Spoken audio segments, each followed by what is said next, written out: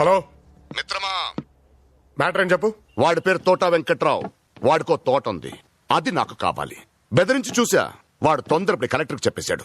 నా పని అవ్వాలి. ఏ మూర్తి పండిది,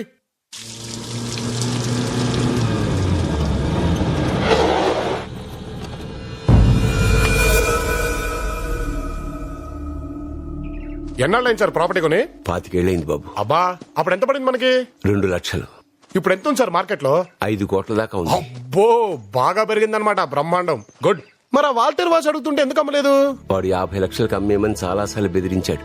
అయినా నాకు అమ్మే ఉద్దేశం లేదు. నా మనవరాల కోసం ఉంచుకున్నాను. మీ మనవరాలకి మీ అబ్బాయి ఇస్తాడు కానీ మీకెందుకు సార్ ఆ టెన్షన్? నా కొడుకు కోడలు యాక్సిడెంట్లో చనిపోయారు. ఆ మనవరాలకు ఉన్నది నేను ఒక్కడే. మరి ఆ వాల్తేరు వాసి అంటే పేపర్లు అతని దగ్గర ఉన్నాయి, ప్లాట్ అతని అంటాడు. ఒరిజినల్ పేపర్స్ నా దగ్గర ఉన్నాయి బాబు. మరి ఆడు కూడా ఒరిజినల్ పేపర్లు చూపిస్తున్నాడు సార్. అవన్నీ పట్టుకుని కోర్టుకెళ్తే మీరు వెళ్ళాలి. ఈ పంచాయతీ ఇప్పటికిప్పుడు తీరుద్దా? అసలు మీ మనవరాలి ఆస్తి తాలూకు డబ్బులు తినుద్దా? నా మాట విని ఆడు 50 ఇస్తా అంటున్నాడుగా, సంతకం పెట్టండి. ఇది 5 కోట్లు బాబు.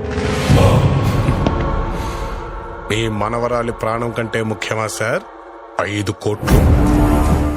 ఆడెంతదవో మీకు తెలుసుగా. రేపు పొద్దున పాప అమ్మాయిని కిడ్నాప్ చేసి ఎక్కడైనా పెట్టేస్తే, చంపేస్తే మనకెందుకు సార్ ఈ టెన్షన్లు? సంతకం పెట్టేయండి. నేను చెప్పేది అర్థం చేసుకోండి సార్. పెట్టేయండి.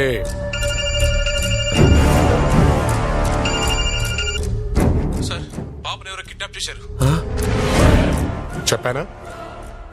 ఇలాంటిదేదో జరుగుతుందని చెప్పానా మీకు? పాపని చంపేస్తారు సార్. పాపకేమైనా అయితే మీరు కాపాడలేరు, నేను కాపాడలేను. అసలు మీ మనవరాలి ప్రాణం తీసే ఆస్తి మీకెందుకు? ఆ మాట నేను సంతకం పెట్టండి. మూర్తి పేపర్ ఇవ్వరా? పెట్టేయండి సార్, పెట్టేయండి సార్. నేను చెప్పేది దయచేసి అర్థం చేసుకోండి. పాపని కాపాడుకుందాం, పెట్టేయండి.